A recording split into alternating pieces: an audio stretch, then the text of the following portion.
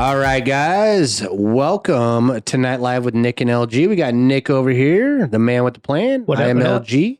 We got a great guest for you. If you watched the recap, I threw a name out and it stuck. So we got Mr. Christopher Rice here. Unfortunately, his name is spelt wrong. These goofy bastards mess my shit up. That LG's is fault. That is totally my fault. I didn't look it up on Facebook because he spells his name completely weird. Man, I'll spell it weird. I didn't pick the spelling. Mom picked the spelling, all right? I was named after a legend, thank you. Oh, yeah, well Chris Kristofferson, king in the country world. You know, I do like the guy. I respect the guy, kind of. Just kidding. So You don't even know who he is. I'm actually the movie buff. Don't ask him who anybody is because Exactly, like, movie buff. He knows him from movies. The man was a legend in music long before a movie. Was he really? Yes, sir, man. know Oh that. man, you're about to get schooled You this are episode, bro. hardcore, Yeah, man. no, it's awesome. I'm talking about some OG country right there, man. Oh, well, that's why, you know, Running with Willie Nelson, Waylon Jennings, Really? Johnny Cash. Wow, Yes, I sir, didn't the know that. Highwaymen at the Wow. finest. I didn't know that. I mean, you know, the only time I listen to country is when I want to beat my wife. So, Fair enough. Dude, Fair you enough. literally DJ'd in a country bar. yes, I know. And I felt like it every night. So Oxford University, man. He's a legend. beat down. Just kidding. So anyway, Chris, and I'm going to call you Chris because, I mean, we're bros. I mean, we've known each other for a lot of years.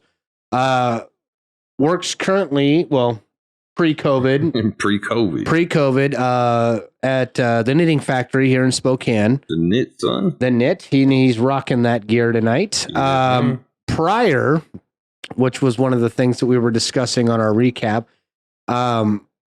Jack in the Box downtown. Formerly. 4 times over formerly. I worked there 4 damn times. So You worked there 4 times. Like, Nah, man. Right now, I'm on my you 5th got time working fired there. and came back, or I only what? got fired one time. I quit on good terms the other 3 times there, and I'm actually on my 5th time working for the company now. Right. I'm actually in Northwest Boulevard now, though. right. Much cooler store, cooler crew. I love my crew. It's the number one thing I love about that job, though. Right. Like anybody who's worked fast food knows, fast food is it's not the job you want to stay in for long. But if No. you got cool people, it makes it worth going to work. Absolutely. I've never worked in fast food, but I thought Lucky it would you. always be Lucky fun you. to like try it out for like a day. No, Yeah, don't do that. don't do that. Don't do Don't do that. that. I mean, I promise you, man. My girlfriend, because of this COVID bullshit, she ended up starting there, and she worked 2 shifts before her job reopened, and she got to go back to her good fucking job. And she told me she'd never ever talk shit about my job again. She knows my job is fucking hard. I did fry side for Carl's Jr. Up on North Division. Fireside's like the biggest bullshit in that job. Yeah, It's the I know. hardest. You got the I know. most shit. You're running this way, that way, Mhm. and like so much of the requirements for speed fall on that fryer because Yep. that's where shit takes time. Yep. And I made it, I want to say 4 months, I think, before I had enough. So, I mean, I did, I was a non-titled assistant manager for Subway at Northwest Boulevard and then also at North Division. And yeah, that was way, way easier than working at Carl's Jr. Fry Side. I'm not going to lie. It was, Well, yeah, and at least it's I know if tough. I need It's a tough sandwich, job. I know who to ask. well, you know, I mean, you know, I make pretty good sandwiches. So, Get in that kitchen. you have no idea, bro. So anyway, so we were talking on the recap, and one of the reasons why I wanted to bring you in here, we were talking on the recap about, you know, this is a nightlife situation. Obviously, we've got a bonus because you do, you know, at one point you've done multiple. We were discussing about how rough it is for people to work drive-through at 2 a.m. That it is. when the bars close. That it is. So we definitely want to know. I mean, from a standpoint. I mean, we'll get to the knit. I mean, I work Right. back. No, you good. So we want to know just a snippet, if you could. I mean, we could talk for 3 hours just on this subject, but I just want to snippet. What the hell is that like? It is like a rolling circus comedy show some nights. It can be absolutely insane because you'll have people that are just drunk in their fucking show or whatever happened at the bar didn't go the way they want. So they're on super dick mode and just cussing you out and nothing you say is right, even though you're just trying to be fucking nice to them and get some fucking food. Go on your fucking way, dude. We don't care. Like, we don't care what you had a bad fucking night. Like, you want some food? Cool. Here, go. And they'll just fucking super rude. And I won't even get into the shit the way I handled people like that. Well, back in the day, I was not a very polite person to a lot of people when they were like that with us. But then you'd have people that you just couldn't get out of your damn drive-thru because they wouldn't stop making you laugh. Yeah. It'd be funny as hell. And you'd have all types coming through. You'd have the assholes. You'd have the cool, nice people. You'd have the crazy fucking strippers getting off fucking work trying to fucking strip in your fucking drive-thru right at your fucking window. It's like, bitch, get out of here. I got shit to do. We got money to make. Like, I got a store to finish. Man, at that time, admittedly, at that time when that was going on, I was in my early 20s. And so it was phenomenal. I was like, this chick's trying to do what in the fucking drive-thru? Like, fuck you, I'm done cooking. You come back here. I'm going over here. Now I'd be like, no, fuck off. Get out of here. I got a queen at home. I don't need you. Get the fuck on. Fair enough. Yeah, you'd run into all kinds of stuff. And then I'd always have a lot of family and friends come through because they'd be out doing the bar life. Yeah, well, And they're almost just as hard to get out of the damn drive-thru as the cool, funny people because they don't want to shut the fuck up. Did you just call me out? Yes, I did, sir. Yes, I did. I don't know how many times I saw your ass in my drive-thru. Thank you very much. Well, it's a true story. Ed, fucking, God, Brandy would always come through. I miss my sister. Her and Matt have been doing good. My Aunt Fawn would come through every once in a while. Usually not from a bar, just to come say hi. Yeah, shout out to Fawn. Love you, miss you. Absolutely, Fawn. Love you, sissy. We're family. Glad everything's going better for you. Me too.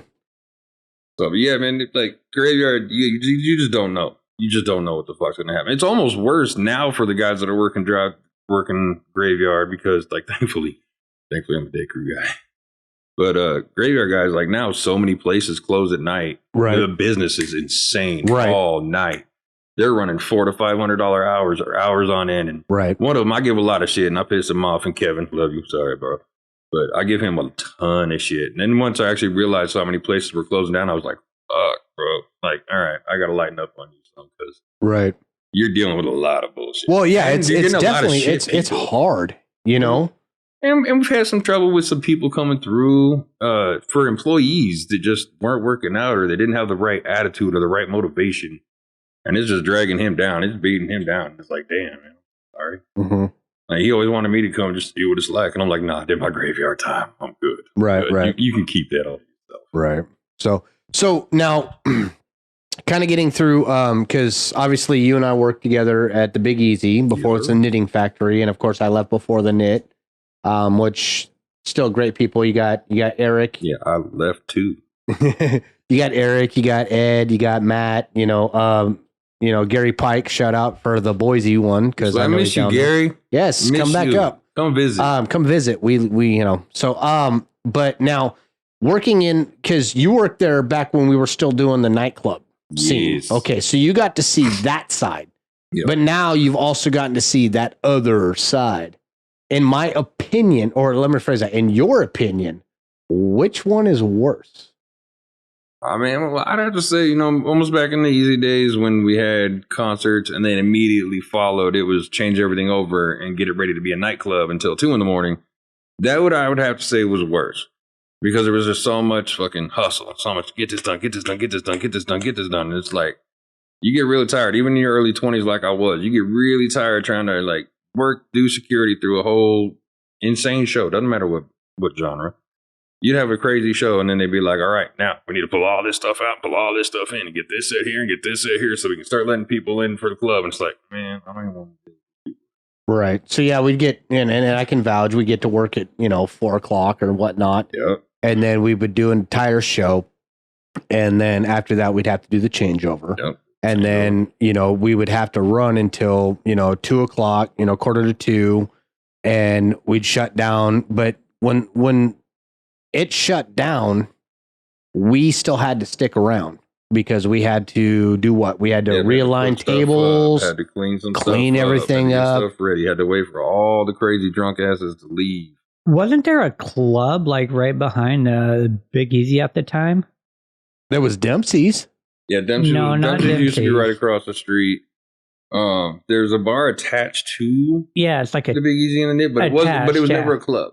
That was never the club. That's not true. That's not true. Yeah, they would do some events in a, there, but it was never set as a club. No, that's true. But however, I can say that we actually did do some nightclub stuff with that because I was the DJ. They did some.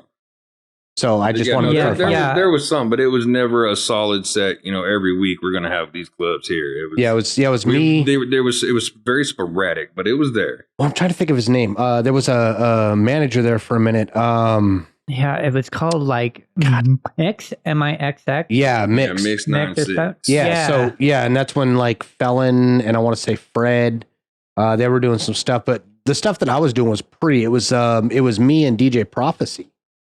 And we were, you remember that? Yeah. So we would actually do like Friday and Saturday night clubs. I think it was right after we stopped doing clubs in the big venue. We actually started doing like a smaller club style venue actually in the bar. I think what's the name of the district? I don't remember because I was out of it before I was out of it. Okay. Before we had stopped doing them in the big. I think it's called the district now, right? Now it's the district bar. Okay. So, and of course they've changed names over the ages. Changed. It was like Mix 916 or something like that. Yeah, which I never got. You're still on the same place. Why is it always changing? Yeah, I mean Kelton. Not my thing. I think Kelton would probably be one of the best people to ask because I think he was like 20 back then when we started doing that, and he was actually doing security.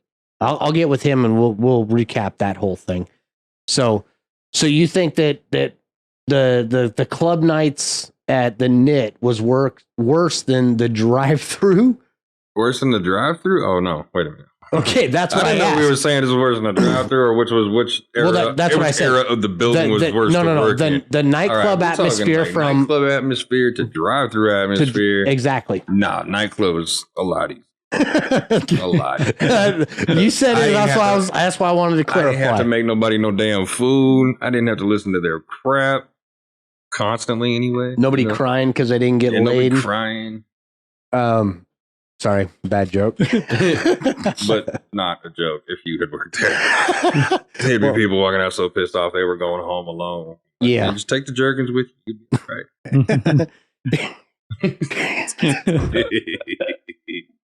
Oh, here's your tacos, bro. Yeah, make sure you love them. Throw a little bit of extra block on them. My favorite. So it's like after I was out of the easy and I wasn't working the nightclub anymore, and I was working that, and people were coming through after the club. I picked on so many people, bitch, about what happened at the club. I'm like, well, I used to work there, so I don't give a shit about your problems. Right. So now you're back. I mean, so now you're at the Knit. I'm at the Knit. So is the Knit just all out closed right now because they can't have anything, or are they doing anything to somewhat stay open at all? I'm not sure. I know there was some talk about opening at least the district bar, getting the restaurant side of it going until we can reopen fully, because we got to wait for phase 4. Not there yet is beyond me, but we have to wait for the phase 4 to come through before we'll be able to reopen the knitting factory and start having shows again, which I miss badly. And not even so much for the shows. Like, I miss my live music. I love my live music. Even if it's a bad show, I'd rather, I love being at that fucking job. But I miss a lot of the people. Like, down there, there's a lot of people that are more family to me than just people I work with. Like, I met a lot of really great people there that I miss dearly. All my bartenders, God, I miss you. I miss you guys so much. Y'all hilarious people to work with. And then some of the security guys, I don't know a lot of them, because you go through changeover with any job. Changeover is going to happen. So there's only a few that have been there for long periods of time. But there's just so many cool people that I've worked with there that I miss dearly. And I can't wait. Like, I'm really hoping when we finally hit phase 4 and we get to go back to work that first show, I want like this massive, awkward group hug right in the middle of the venue with everybody. Right. Because there's just so many cool people that like I need to hug them, but I want to hug them all at once. And I'm not afraid of anybody. I'd hug them all now if they let me, but everybody's all scared. So I can't. So they and I got to ask, because, obviously when I worked there, it was very family oriented. Very. It was very, I don't think there was a single person there. That's a big, big crew of people. Very. And I loved and respected everybody there. And I remember they would put together like Christmas parties. We still do that every year. You still do that? Every year we got a Christmas party. Aaron throws that in the bar every year. Excellent. And we're grateful. Like, not everybody shows up, but the family shows up. Well, yeah, the family shows up. That's what matters. Yeah, but it's the real families. It's one of those businesses where you can actually work there and feel important. Yep. You actually look forward to coming to work. Yeah, but you got to make sure people like you, because otherwise you won't get treated. What are you trying to say? No, I'm just kidding. Well, you ain't been there in this period of time, so Fair enough, you fair wouldn't enough. know. But Fair enough. Well, I mean, I know you do got to have the right attitude, and I think that's the same with most any job. You know, if you got a shitty attitude or you don't act right towards people, then you're gonna kind of get that shun. Yeah. You're gonna be on the outside of the inner circle. Yeah, and with as many people that are there, I mean, it's you the know, more you can get on the be, inner circle, the better. Yeah. But there's toes you do not want to step on. I have both stepped on them and kissed them to make it better. Yeah, fortunately, I didn't have to deal with that. So, I you know, again, you know, being older. Older. Hey, older. I was when you nice over the about hill, it. man. Just no, I'm hitting that peak of the hill. no. They call 40 over the hill, son. Yeah, Hey, you're hey, going hey, down hey. the hill. You're on the slope you now. shut your hole. You're on the down slope, and I'm the chasing you. Hey, at okay? least I'm still pretty. All right. Never helped you Says my sleep wife. at night. Yeah. Nice. So this is how this goes. Anyway, so yeah, you know, where was I going with this? I think I lost track now. No, the family atmosphere there is beautiful. It is. You know, It is very beautiful. everybody's got each other's back. You know, they always, you know, give 110%. They feel wanted. They feel needed. You know, and it turns, in my opinion, for me, you know, I was there for better part of 4 years, At least. and for me, every day coming to work was it was awesome. Yeah, you know? you knew you were going to a party. Exactly. Well, The work was me basically a different, but party. yeah, I mean, I was up on the second Well, you were in story charge of throwing the party. Well, That was your not thing. so much. I mean, you know, we had you know, Decibel and Chris Woods and Ramson, Ramon. Party I was faculty. that I can say, but I was a what do they call that? A contracted employee, I guess. Yeah. Meaning he didn't really. Yeah. Well, no, that's not true because I actually did maintenance for a while too, so I was actually working for them.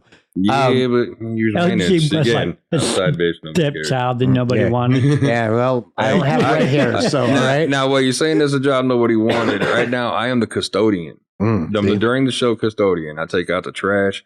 I clean up the nasty fucking messes that everybody leaves around. And You didn't have to clean up I'm- guar.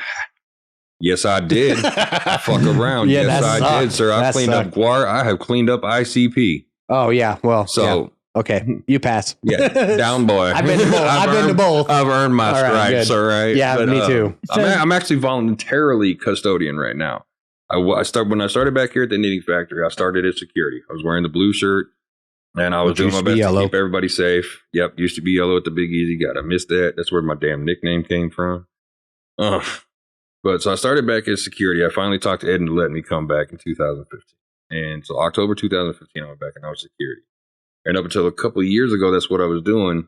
But he knew I wanted to move up. He knew there was more I wanted to do in the company than just drag drunks out or try to talk down situations or anything like that. Like, he knew I wanted more. So the only way to do that really was to move to custodian, because the bar staff would rather bring you up from within than hire from outside. That's a true story. You know the people, you know the atmosphere already if you're coming up from the company. So they'd rather bring you from there. So if you go custodian, you can move up to bar back, which is a rough job. I ain't even gonna play. It's Yeah, rough. it's not like fun. it calls bar back. I love y'all, but it's bar bitch. Yep. You do what the bartender says. They say jump, you say how high, and you're happy to do it, really, because they're all awesome. They're gonna when you're working with them, and when it's showtime. Showtime is go time. Don't expect your best friend to be sitting there laughing and joking with you the whole time. They're there to make you money. have no time. If you want to make money from them because they're the ones that tip you out, it's go time. It ain't showtime. You're just on the go all the time, refilling ice, making sure they don't run out of alcohol, making sure they got what they need, pouring all their beers, whatever they need. Grabbing You all do. the bottles. Yeah. And I loved it. It was a rush because I did work my way up to that point. But with the second job that I had at the time, my boss was getting grumpy that I was always leaving early to go set up the venue and get everything ready for the show. And then since I had left custodian, they hadn't had a good one in there that was getting everything done. Like, they were trying or they weren't really trying. However it went, they weren't getting it done. They were having trouble. So one day I talked to my boss and I said, hey, how about I kill two birds with one stone? I could shut up my boss over here if I go back to being custodian. Then I'm back in the spot that I'm okay with. You know the job's going to get done right and done the way you want. And it's 1,000 times easier to replace a bar back than a custodian because more people want behind that bar than want to clean the toilet. Right. And I've done both. Yeah, and I've done both too. So like, it's a fact. Like, but I love the freedom that comes with it. I'm moving around constantly as custodian. I always have something to do, and if I don't, I can always check on other stuff. And I'm always backing up security. And I'm still, if the bar needs something and bar back's not available to do it or anything, I'm running out and grabbing that. I'm always busy. I don't care what anybody says. I am the key player in this business because I am always available to help out whoever needs help because I'm always ready to jump back in and help security. I don't want nobody to get hurt. I don't want no patron to get hurt. I damn sure don't want any of my family there to get hurt. Right. And I think that's a huge thing that people don't see if they don't work in the bar industry on how much you actually hustle and run your ass off. Like people don't understand you can work a how hard 4-hour it is. shift and do as much work as somebody doing an 8. Yep. You sweating all night long.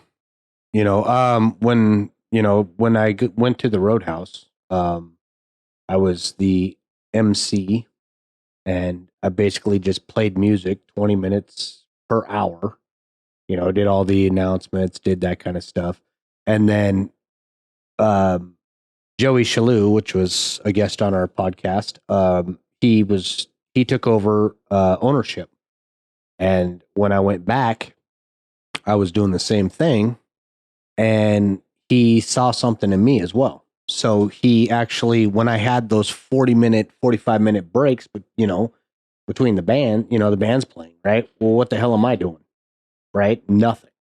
So he saw that in me. So we'd get so busy behind the bar, he would literally have me go in. He originally had me go in and start pouring beers, you know, draft beers for the bartenders, take some weight off them. Well, then he took it upon himself to pay for my mass license, pay for my liquor, my mass license and my food handler's permit. So at that point, I was an official bar back. So when I wasn't DJing and doing announcements, I was behind the bar, backing the bartenders up, right? I'm such a slacker. I never got my.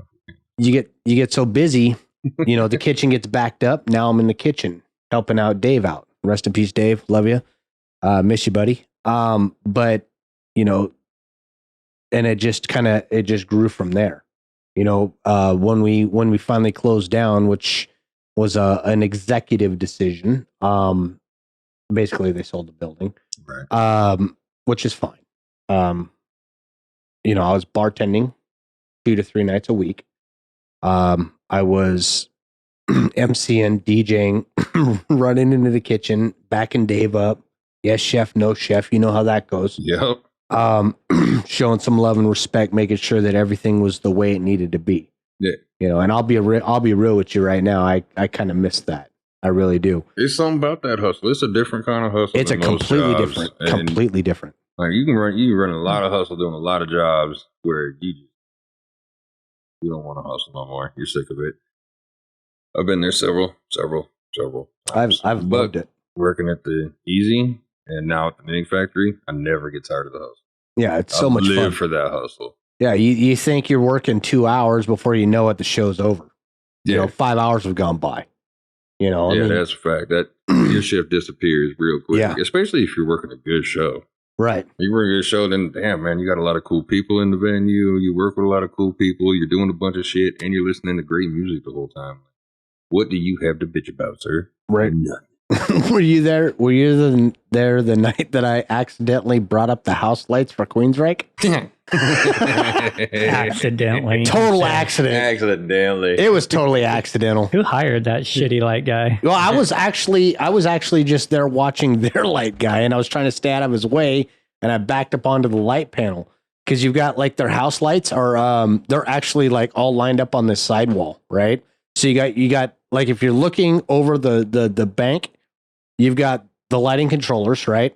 And then right there on the wall, right at the end of the fence, right? Yeah, the front of house, but it's right there on the side, and that's where you can bring up all the house lights, and they're all just like this, you know, just those up and downs, right? And I was trying to get out of the guy's way. Queensryche's playing, and I tried to get out of his way, and I rolled by, and I ended up bringing up the house lights on the left side of the building. Perfect. Oh yeah, it was beautiful. You couldn't even do it even to make it look like part of the fucking show. He only brought up half the light. So somebody went, retard, get off the switch. Hey, it happens. Everybody makes mistakes, all right?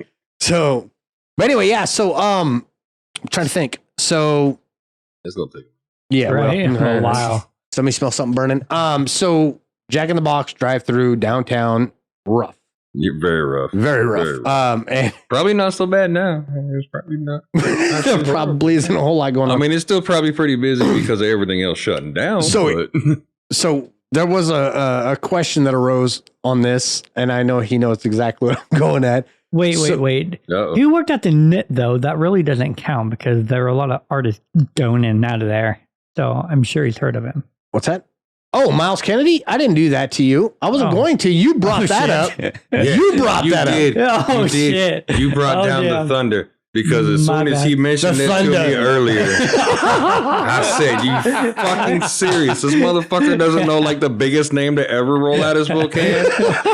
Like, I'm not even gonna go saying I'm the And he biggest brought fan that- in the world. Like, it's not like I got all the Alter Bridge albums and shit, man. But I know who the fuck Miles Kennedy is. Oh, wow. I wasn't going He there. might have the album. I have 0 Alter Bridge albums. I know who the fuck Miles Kennedy is. Oh, my God. I totally just lost train of thought because he did that to the me. 2 biggest Miles Yeah, Kennedy he's looking fans for a right whole here. other question, and you're like, Right. just shoot me in the face. Yeah. Just get it over with. With Jacob's back here dying laugh. This is going to be a running joke forever. Oh, man. I can't wait. I'm Every time I see you from now on, I mean, you might get a random message from me every once in a while now saying, hey, who the fuck is Miles Kennedy, bro? I'm gonna do everything I can to try to get him on this podcast. I hope he comes, man. I know It'd be people. awesome to I see know. that. I know people know him. People that I know that know him, and you know, like I said, I do know him. Like not well, but I mean, like we've had conversations Yeah. in the past. Jesus. But I'm not cool enough to actually know him. Right. No, you're I not. got to get him in here Right, just he so I ain't can getting make no him friend look like request, a no total matter how hard asshole. he try. Dude, No, I'll he's tell you on what, my though. Facebook, but there's I got his. Yo, just because you like his page doesn't mean you're friends. No, smartass. No, I got his pro page, which means you can't message him. So, Facts. where the hell was I going? I was going I don't know. You was into- going to ask something, and then I was he going fucking to. loaded the cannon. Yeah, in he front of his loaded the face. cannon. Yeah, Yeah. sorry, my And I bad. take that shot in the eye, All bro. I know is, Good thing you got glasses. dude, it's going to take me a long time to get some Jack in the Box in that drive-through, man. I'm going to be sitting there for a minute Oh, saying, dude. Bro, I'm calling all the stores. Be like, this fool don't even know who Miles Kennedy is. Do not give his ass a jumbo jack. No mail for this guy. make him Just wait kidding, man. We longer. Jack in the Box. We don't turn down business to fucking nobody. I remember where I was going with this as soon as I said that. All right, so I'm just going to throw a situation out at you. 3 o'clock in the morning. Stab him. Oh, all right. Shank. All right, 2:30, 3 o'clock in the morning. You got a drunk person that comes into your drive-through, and they're like, "Hey, how you doing?" So your shake machine's down. That's Is it some really down? bullshit, bro. Your shake machine Hold on. ain't down. Hold on. No, Let me finish that- this. Hold on. Let me finish because this is a multi-parter. Okay. Of course. So the shake machine's down. We're cash only. Okay. What does that mean? Well, cash only means there could be a problem with the card reader. Okay. Because that has happened a couple times, and we try to get that fixed, real quick. Because obviously, if you're down to cash only, you're losing money. Right. Because a lot of people are so card based these days. Okay. That bugs the shit out of me. We do knock down the shake machine every damn night to clean it out properly. At the So if exact somebody same tells you time? to shake machine down, sometimes you can't control when a card reader craps out. You control when the shake machine gets clean, but you can't control when that card reader craps out. That's electronics. That's technology. Fuck technology. Shit happens. I get that. Okay. But So the shake totally machine, under the shake that. machine does get broke down every night to be cleaned. That way, it's cleaned properly. Everything's sanitary. Okay, We're not trying to give out but some okay, shit so product. here's my thing. Why not clean the shake machine at 5 a.m., not right when the bar is closed? I'm trying to get a shake on my way home.